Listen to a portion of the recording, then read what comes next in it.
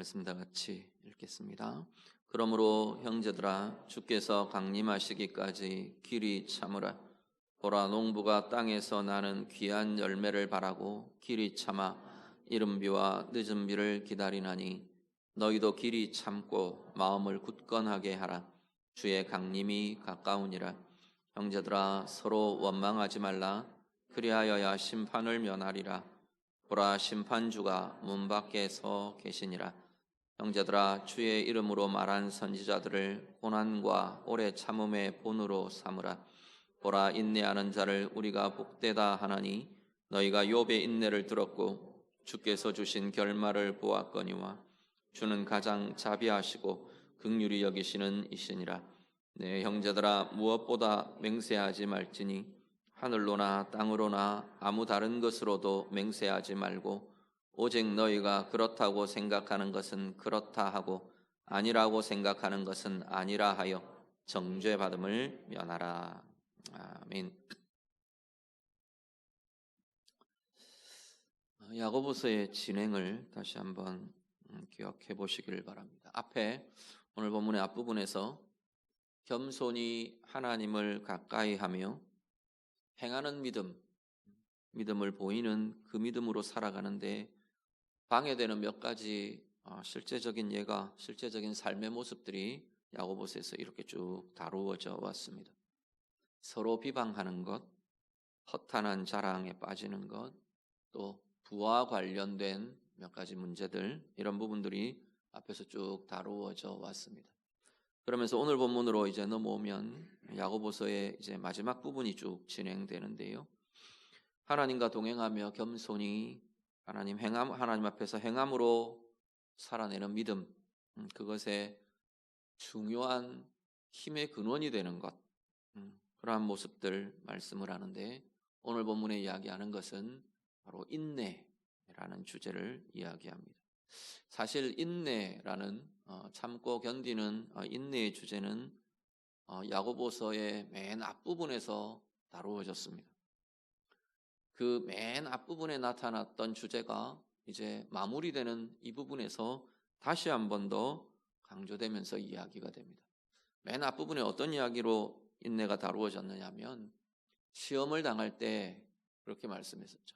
믿음의 시련이 있을 때 인내함으로 너희가 온전하게 되어간다, 그렇게 말씀을 합니다.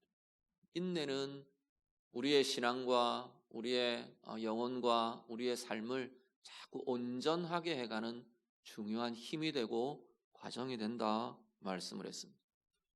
오늘 본문에 이제 그 내용이 마무리 부분에서 다시 어떻게 제시되느냐 하면, 하나님을 가까이 하는 삶, 겸손히 위로부터 오는 하늘의 지혜로 살아가는 삶, 그것이 인내를 통해 성장하고 성숙해가고 온전하게 되어가는 거다 말씀을 하고 있는 겁니다. 7절에서 9절 보시면 오늘 본문의 말씀을 우리를 향해서 길이 참으라 말씀을 합니다. 7절에서 9절 한번 같이 보시죠. 7절에서 9절 한 번 더 같이 읽습니다. 그러므로 형제들아, 주께서 강림하시기까지 길이 참으라. 보라, 농부가 땅에서 나는 귀한 열매를 바라고 길이 참아 이른 비와 늦은 비를 기다리나니, 너희도 길이 참고 마음을 굳건하게 하라. 주의 강림이 가까우니라. 형제들아, 서로 원망하지 말라. 그리하여야 심판을 면하리라. 보라, 심판주가 문 밖에 서 계시니라. 아멘. 7절에 주께서 강림하시기까지 길이 참으라 말씀합니다. 우리의 인내, 우리의 참는 것, 견디는 것, 기다리는 것, 우리가 어디를 바라보느냐 하면 주께서 강림하시기까지. 주께서 강림하시기까지 라는 것은 먼저 하나는 끝까지 참으라 라는 의미가 있습니다. 주님의 강림, 주님의 재림은 이 땅 역사의 끝의 시간이거든요. 끝까지. 오늘 우리로 본다면 제자들이 얼마나 용서하면 됩니까? 그렇게 말할 때 주님이 그렇게 이야기합니다. 7번쯤 하면 됩니까? 7번쯤 하면이라고 이야기하는 거기에는 그 정도면 안 되겠습니까? 라는 의미가 들어있는 거죠. 그런데 예수님은 70번씩 7번이라도 이야기합니다. 490번 채우면 된다 그 이야기가 아니고 끝까지인 거죠. 용서가 필요할 때마다 용서해 주라라는 이야기입니다. 요한복음에 보면 예수님이 이제 자신의 십자가의 길을 가실 때가 다 이르렀을 때 성경은 뭐라고 말하냐면 자기 사람들을 사랑하시되 끝까지 사랑하셨다 이야기합니다. 주님의 사랑의 방식이, 주님의 용서의 방식이, 주님의 인내의 방식이 끝까지인 거죠. 필요할 그때까지 끝까지입니다. 또 하나 주님의 강림하시기까지라고, 주께서 강림하시기까지라고 하는 이 내용이 포함하고 있는 또 하나의 의미는 주님의 행하심이 드러날 때까지, 주님이 내 생에, 내 삶에, 내 삶의 자리에 주님 당신을 드러내실 때까지, 주님의 뜻이 나타날 때까지, 주님의 행하심이 이루어질 때까지, 드러날 때까지, 그때까지가 우리의 참고 견디고 인내하는 그 삶의 도달점이 어디냐면 여기까지라는 거죠. 어디까지 참아야 합니까? 어디까지 인내해야 합니까? 오늘의 삶의 상황들, 하나님 내가 어디까지 기다려야 합니까? 주님이 행하실 때까지, 주님이 드러내실 때까지 기다리라, 참으라, 인내하라 말씀합니다. 그러면서 7절 하반절에 보면 농부의 모습을 비유로 제시합니다. 농부의 인내를. 농부는 어떻게 인내하느냐 하면 땅에서 나는 귀한 열매를 바라며, 그것을 바라기 때문에, 그것을 기대하고 소망하기 때문에 길이 참는다는 거죠. 씨를 뿌리며 더운 여름을 지나며 가꾸고 돌보고 물을 주고 거름을 주고 그 애쓰며 수고하는 수고가 어디를 바라보느냐 하면 땅에서 나는 귀한 열매를 바라는 소망, 기대함, 그것 때문에 이 과정을 참고 견디어 낸다는 거죠. 농부의 인내는 손 놓고 그냥 기다리는 기다림인가요? 아니잖아요. 농부의 기다림은 내가 씨 뿌렸으니까 좋은 건 내가 열매를 거둘 거야, 그냥 그러고 손을 놓고 가만히 있는 게 아닌 거죠. 애쓰고 수고하는 수고의 기다림이 농부의 기다림입니다. 하나님의 행하실, 하나님의 가장 좋은 결과들, 하나님이 주시는 가장 좋은 열매들 소망하며 바라보며 기대하며 오늘 나의 삶을 하나님의 의로 채워가는 수고와 헌신의 삶, 그것이 하나님의 자녀들, 주님의 사람들의 인내요 기다림이라고 말하는 겁니다. 그런데 그 과정에 우리가 그냥 우리만 애쓰고 수고하도록 내버려 두지 않으시는 것 같아요. 그 과정에 이른 비가 있고 늦은 비가 있고, 그 마지막 기다림의 결실은 열매를 거두는 것인데, 그 순간순간에도 우리가 이른 비를 기다리고 또 늦은 비를 소망하고, 씨를 뿌릴 때 알맞게 주님의 은택이 주어지고, 결실할 때 열매가 연걸어가고 맺어져가고 커져갈 때, 무르익어갈 때 또 주님의 은택이 주어지고, 그 순간순간 그 당시 그 과정, 그 모든 과정에 필요한 그 은혜들을 경험하며 또 소망하고 도우심을 기대하고 거기에 나타나는 은혜를 보며 계속 우리는 나아갈 수 있는 거죠. 하나님의 때에 하나님의 가장 좋은 결실과 열매가 맺어지는 그 인생을 향해 힘있게 나아가는 자들이 바로 하나님의 자녀들, 하나님의 백성들의 모습이라 말씀합니다. 8절은요, 그 과정에 때때로 우리의 마음을 약하게 하는, 약해지고 흔들리게 하는 과정도 나타납니다. 사실 인내와 기다림의 시간이 길어지면, 기다려야 하는 이 기간이 길어지면 자꾸 마음이 약해집니다. 흔들리기도 하고 미혹이 일어나기도 하고 의혹이 일어나기도 하고, 그런데 그때마다 우리를 향해서 마음을 굳건하게 해야 한다. 길이 참는 데는 마음을 굳건하게 하는 것이 굉장히 중요하고 필요합니다. 그 마음을 어떻게 하느냐 하면 우리를 그 약해지는 상황, 우리에게 흔들림이 일어날 그러한 상황에 우리를 새롭게 잡아주는 것이 뭐냐면 주님의 강림이 가깝다라는 겁니다. 주님이 곧 주님의 오심이, 주님의 우리 가운데 나타내심이, 주님의 행하심이 멀지 않다, 가까이다. 그 인식, 그 고백, 그 약속을 다시 붙잡는 것, 그것이 우리의 마음을 강하게 해줄 것이라 말씀하는 겁니다. 주님의 강림이 가깝다는 것은 앞에 우리 보신 주께서 강림하시기까지라고 하는 표현도 마찬가지고요. 주님의 강림이 가깝다라고 하는 것은 하나는 정말론적인 의미가 들어있습니다. 주님의 재림 자체를 이야기하는, 그렇죠? 우리 시대를 보며 우리의 상황들을 보며 그래요, 주님의 재림이, 주님의 오심이 점점 더 가까워집니다. 우리가 보고 확인하고 고백하게 되고 그런 거죠. 또 하나는 우리 개인적인 삶에도 마찬가지입니다.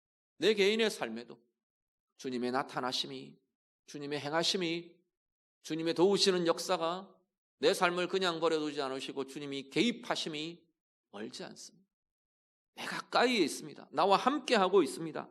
그것을 보고 그 약속을 굳게 붙들고 인정하고 고백하게 되는 것, 그게 우리의 마음을 다시 굳건하게 하는 힘이 되는 거죠.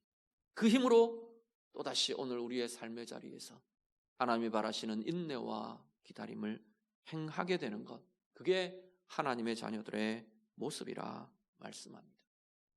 그러면서 9절로 가면 인내의 이야기를 하다가 뭔가 조금 인내와는 조금 다른 주제 같은 원망의 이야기가 이어집니다. 서로 원망하지 말라. 그런데 지금 이 인내의 문맥 속에 이 원망의 주제를 다룬다는 것은 다른 측면에서 보면 결국 우리가 인내하지 못해서 기다릴 수 없어서 원망한다라는 거죠. 이 원망과 원망함이라는 이 주제와 연결되어 이야기하는 것이 심판주가 문 밖에 서 계신다 말씀을 합니다. 원망하는 삶, 참지 못하고 인내하지 못하고 원망하는 그것은 주님의 심판을 이야기할 때는 늘 어떤 것이 같이 연결되어 있냐면 주님의 의, 하나님의 의가 함께 연결되어 있습니다. 주님을 심판주라고 표현하는 것은 그분은 의로우신 분이라는 것, 의로 판단하시고 의로 개입하시고 의로 반응하시고 행하신다는 거죠.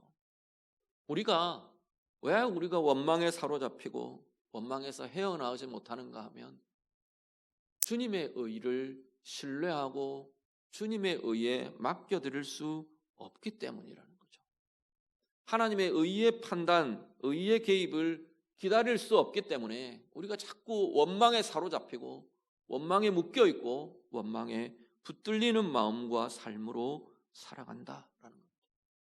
반대로 의로 판단하시는 하나님이 계심을 알고 그분께 맡겨드릴 수 있을 때는, 그분을 신뢰하고 그분께 맡겨드릴 수 있을 때는 우리는 이 원망이라는 묶임에서 벗어나서 자유롭게 나아갈 수 있다는 겁니다. 자유롭게 인내하며 자유롭게 기다릴 수 있는 삶이 주님의 자녀들의 삶의 모습이라고 말씀하는 겁니다. 오늘 우리의 삶이요, 우리의 삶 가운데 하나님의 행하심, 우리 주님의 나타나심을 기다리며 인내하는 삶 살아가는 우리 모두가 될 수 있기를 간절히 바랍니다. 주님이 주시는 아름다운 결과, 수고의 결과에 주실 주님의 귀한 열매들 우리가 마음껏 소망하며 기대하며 오늘 내게 주어진 오늘을 하나님의 의로 채워가는 인내하는 삶, 기다리는 삶을 살아가는 우리 모두가 될 수 있기를 간절히 바랍니다. 혹시 우리의 삶에, 우리의 마음과 영혼에 이 원망이라는 상함과 묶임이 있는 자리들 오늘 우리에게는 없으십니까? 오늘 본문은 이 원망이라는 주제를 참된 기다림과 연결합니다. 우리 하나님의 의의 판단에 맡겨드리시고 우리 하나님의 의의 개입, 의의 행하심 맡겨드리시고 그것을 온전히 기다릴 수 있는 마음이 우리에게 있기를 간절히 바랍니다. 그래서 원망에서 노여만하고 원망 없이 자유로움으로 참 평강으로 인내하며 기다리는 건강하고 힘있는 은혜의 삶을 사는 우리 모두가 다 되실 수 있기를 우리 주님 이름으로 축복합니다. 10절에서 12절을 한번 보시죠. 본문 10절에서 11절 같이 읽습니다. 형제들아 주의 이름으로 말한 선지자들을 고난과 오래 참음의 본으로 삼으라.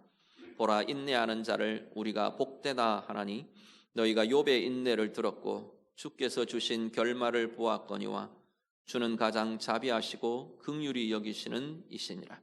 내 형제들아 무엇보다 맹세하지 말지니 하늘로나 땅으로나 아무 다른 것으로도 맹세하지 말고 오직 너희가 그렇다고 생각하는 것은 그렇다 하고 아니라고 생각하는 것은 아니라 하여 정죄함을 면하라.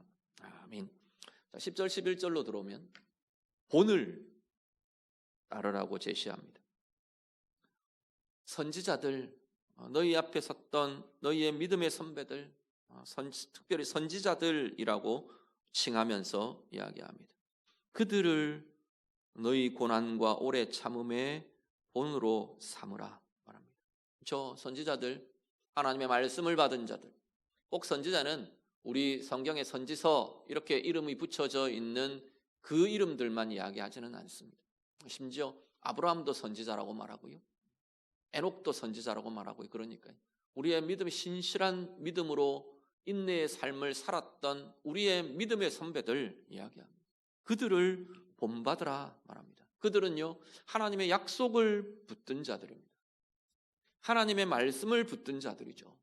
그 시대에 자신의 상황 속에 하나님의 말씀을 붙들고 고난의 상황들을, 기다림의 시간들을 참 인내하며 견뎌내며 기다림으로 나아갔던 이들이 이 믿음의 선배들이라는 거죠. 그 끝에 하나님이 주시는 약속의 성취, 약속의 이루어짐의 결과들을 이들이 경험하고 누리는 삶을 살아오게 된 것이죠. 베드로전서 2장에는요, 베드로전서 2장 21절을 보면 특히나 이 고난과 인내의 본을 누구를 제시하느냐면 예수 그리스도를 제시합니다. 그리스도도 너희를 위하여 고난을 받으사 너희에게 본을 끼쳐 그 자취를 따라오게 하려 하셨다 말씀합니다. 예수님도 그러셨다는 거죠. 예수님도 견디어내며 인내하며 기다림의 시간, 참음의 시간, 이 인내의 시간들을 보내셨는데 특히나 이 예수님 십자가의 길과 이 모든 인내의 시간들이 너희에게 본을 보여서 너희가 그 길로 따라오게 하려고 주님이 그 길을 그대로 살아내셨다 말씀을 합니다. 그러면서 11절로 가면 또 다시 하나 이 앞에 선지자들이라고 불렀던 그 얘들의 구체적인 한 인물을 하나 더 제시합니다. 누구요? 욥을 제시합니다. 욥은 고난의 시간, 상함과 아픔의 시간들 하나님 앞에서 인내함으로 견디어내고 기다려내었다는 거죠. 그 욥은 인내 끝에 하나님이 주신 가장 좋은 결말들을 대합니다. 어떤 결말을 대하느냐면 하나님께서 화를 복으로 바꾸십니다. 욥기 42장 10절에 보면 욥을 보고 욥의 친구들 막 변론하고 욥을 비난하고 막 정죄하던 친구들을 보고 하나님이 니네들이 어리석다, 니네들이 잘못했다 오히려 판정을 해주십니다. 얼마나 그 과정 속에 욥이 억울했겠어요. 그런데 하나님이 의로 판단해 주십니다. 니네가 어리석은 거다, 니네가 잘못한 거다. 그러면서 뭐라고 하냐면 욥에게 가서 기도해 달라 그래라, 그렇게 요청을 합니다. 그래서 욥이 그들의 그 친구들을 위해서 기도합니다. 42장 10절에 보면 욥이 그의 친구들을 위하여 기도할 때 억울함에도 불구하고 원망 없이 하나님의 약속과 하나님의 명령을 따라 친구들을 위해 중보하며 기도합니다. 그럴 때 하나님께서 이제 그 모든 것들을 풀어가시는데 여호와께서 욥의 곤경을 돌이키시고 여호와께서 욥에게 이전 모든 소유보다 갑절이나 주신지라. 모든 문제들을 뒤집으십니다. 역전을 시키십니다. 사탄의 시험과 괴계가 들어있던 욥의 모든 고난과 아픔들을 뒤집어 엎으시는데 이전보다 갑절이나 그 은혜와 복을 더하셨답니다. 앞에 42장 5절의 욥의 고백을 보면 또 하나 이 욥의 인내의 결과가 어디로 이어지느냐 하면 영적인 기쁨으로 이어집니다. 내가 주께 대하여 귀로 듣기만 하였더니 이제는 눈으로 주를 배움나이다. 말할 수 없는, 어떤 것과 비교할 수 없는 살아계신 하나님을 만나며 살아계신 하나님의 나타나심과 대하심을, 행하심을 욥이 경험하며 고백합니다. 인내의 결과, 고난이라는 어려움의 상황에 기다림의 결과, 하나님의 나타나심과 하나님의 행하시는 은혜의 복의 부유함들을 함께 경험하고 누리는 거죠. 결국 인내는 하나님 앞에서의 하나님의 길로 하나님의 방법으로 행하는 그 인내와 기다림은 하나님의 최선의 결과를 우리가 열매 맺고 거두게 하신다 말씀합니다. 그 인내야말로, 그 기다림이야말로 살아계신 하나님의 행하심과 당신을 나타내시는 그 주님을 대하는 은혜의 기쁨으로 우리를 인도하신다 말씀합니다. 그러면서 우리 마지막 12절에는 이 인내와 관련하여 또 하나의 뭔가 어색해 보이는, 맞지 않을 것 같아 보이는 주제 하나를 다시 이야기합니다. 어떤 거요? 맹세하지 말라. 하늘로나 땅으로나 아무 다른 것으로도 맹세하지 말라. 왜 맹세의 주제가 인내와 연결시켜서 말씀하시느냐는 거죠. 그 이야기는 맹세하는 것 또한 인내하지 못하고 기다리지 못하는 모습 중에 하나다라고 말하는 거죠. 마태복음 5장에 보면 예수님도 맹세하지 말라 그래요. 왜 이것이 인내의 문제와 연결이 되느냐 하면 맹세는 주로 내 생각을 관철시켜야 하는, 내 뜻을 상대방이 믿고 받아들이게 하려고 하는 조급함에서 나온다는 거죠. 왜 우리가 맹세하나요? 내가 아니라 그랬어요. 너 했냐? 그런데 아니, 나 안 했어 그랬어요. 그런데 저 사람이 못 믿는 거예요. 나를 믿어주지를 않아요. 그때 주로 맹세하죠. 내가 하늘로 맹세하고 내가 내 전 재산을 걸고 걸 건 많습니다. 우리 아버지를 걸고. 마태복음 5장에 보면 예수님이 뭐라 그러시냐면 니네가 뭘 걸고 맹세하지 마라 그랬어요. 네가 하나님을 어떻게 할 수 있냐? 근데 왜 하나님 걸고 맹세하느냐? 하늘을 두고 네가 하늘을 어떻게 변화시킬 수 있냐? 근데 왜 하늘을 두고 맹세하느냐? 그렇게 이야기를 하는 거죠. 어떤 것으로도 맹세하지 말라 말합니다. 맹세라는 것 자체가 문제가 아니라 그 속에 들어있는 우리의 마음이 문제인 거죠. 내 뜻을, 내 생각과 내 이걸 저 사람이 받아들이게 해야 되는 거예요. 사실 받아들이고 안 받아들이고는 어떻게 보면 그 사람의 영역이에요. 그 사람의 몫이에요. 내가 안 받아들이는 저 사람에게 내가 조급한 거죠. 일이나 상황에 대해서도 비슷합니다. 이 일이 내 뜻대로 되어야 되는데 안 될까 봐 조급한 거예요. 그래서 하나님 앞에 조건을 걸고 맹세와 서원을 행하게 되는 거죠. 뭔가 아마 하나님이 해주시긴 해주실 것 같은데 중요한 건 빨리 돼야 되는 거예요. 내가 원하는 때에 돼야 되는 거예요.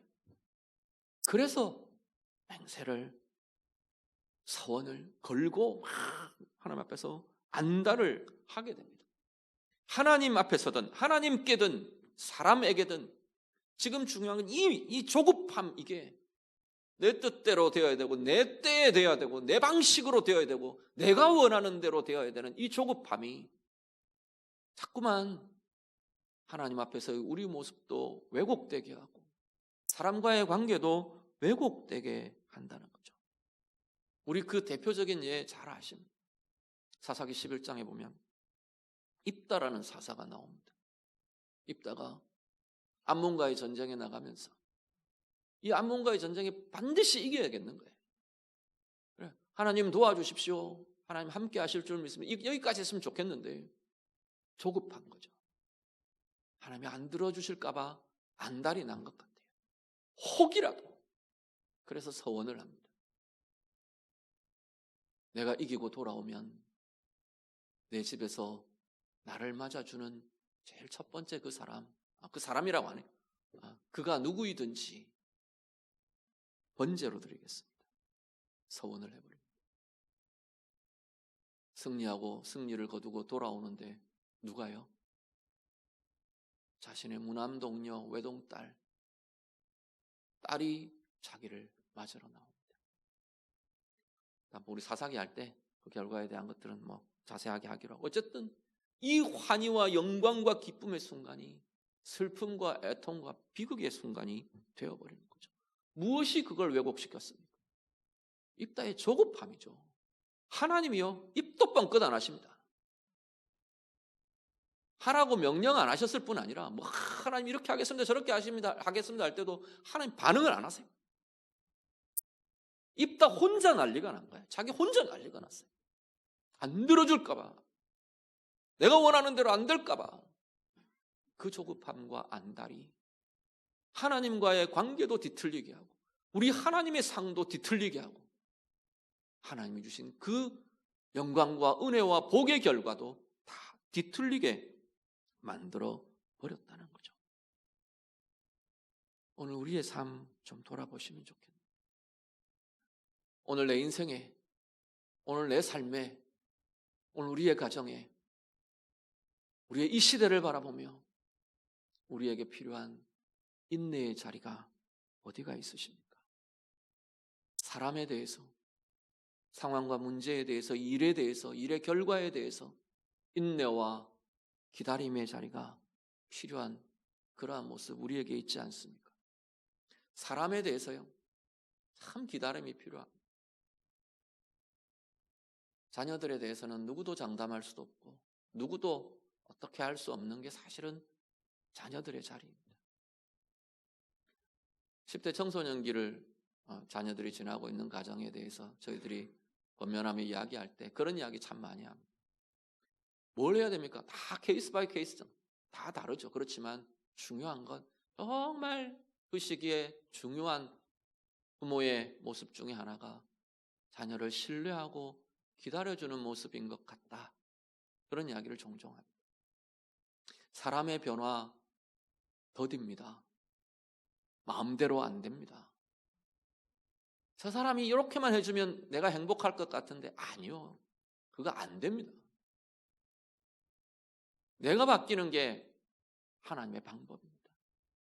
그 과정 속에 그 사람들에 대한 우리의 태도는 중요하게 성경이 이야기하는 것은 기다려줌, 신뢰하며 기다려주는 것. 일에 대해서요, 일의 결과에 대해서요, 아무리 내가 안달해봐야, 내가 아무리 조급하게 여겨봐야 내 마음대로 할 수 없는 것이 일의 결과입니다. 우리가 할 수 있는 것은 내게 주어진 과정, 내게 주어진 오늘 아까 우리 농부 이야기할 때 같이 오늘 주어진 봄에 씨를 뿌리는 겁니다. 봄을 살아내는 내 삶은 밭을 갈고 그 밭이 씨가 잘 자랄 수 있는 환경으로 내가 열심히 일구고 씨를 뿌리는 거죠. 물을 주고 가꾸고 그 농부의 여름은 땀 흘려 수고하며 그 떼약볕에서 풀들을 뽑아주고 잡초들을 뽑아주고 잘 자랄 수 있는 환경을 만들어주고 물을 데워주고 그게 오늘 내가 할 일인 거죠. 열매는 결과는 하나님이 맺게 해주셔야 하는 겁니다. 그런데 그 하나님이 주실 열매 결과조차도 내가 신뢰하지 못해서 이런 거 맺어야 합니다. 하나님 이런 열매 주셔야 합니다. 이런 때에 주셔야 합니다. 그게 우리의 조급함이라는 거죠. 누구보다 우리를 잘 아세요, 우리 하나님. 내게 가장 좋은 것이 무엇인지, 가장 필요한 것이 무엇인지 나 자신보다 훨씬 더 잘 아시는 분이 우리 하나님이시라는 거죠. 그 하나님이 나를 얼마나 사랑하시는지 당신의 아들 우리를 위해서 내어주신 분이 우리 하나님이세요. 로마서 8장에 보면 자기 아들을 아끼지 아니하시고 우리 모든 사람을 위하여 내어주시니까 그 아들과 함께 우리에게 모든 것을 주시지 않겠느냐. 아들을 주신 하나님이 뭘 아끼실 겁니까? 우리에게 가장 좋은 것, 우리에게 가장 좋은 때에 주시는 분이 우리 하나님이시라 말씀합니다. 그 하나님을 신뢰하며 그 하나님을 맡겨드리며 그래서 나의 오늘을 인내하며 하나님의 뜻 가장 좋은 것이 나타날 그때를 기다리며 하나님의 의를 행함으로 살아내시는 우리 모두의 삶들이 다 되실 수 있기를 간절히 바랍니다. 그래서 욥처럼 우리를 향하신 하나님의 가장 최선의 열매들을 누리며 거두시는 은혜의 생애, 복의 생애 우리 모두가 다 되시기를 우리 주님 이름으로 축복합니다. 같이 기도하겠습니다.